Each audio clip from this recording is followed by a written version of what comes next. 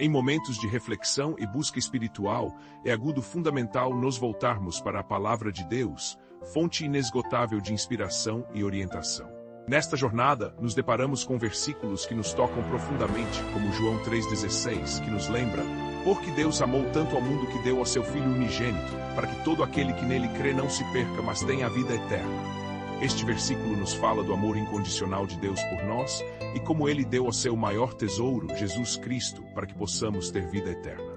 O amor de Deus não é agudo baseado em nossas ações, mas sim em sua natureza amorosa. No dia a dia, podemos aplicar este amor incondicional, buscando entender e amar os outros como Deus nos ama. Ao refletir sobre esse versículo, somos lembrados da esperança e da paz que vem de saber que somos amados e valorizados por Deus. Que essa verdade nos fridai e nos fortaleça em nossa caminhada espiritual, trazendo serenidade e proximidade com Deus.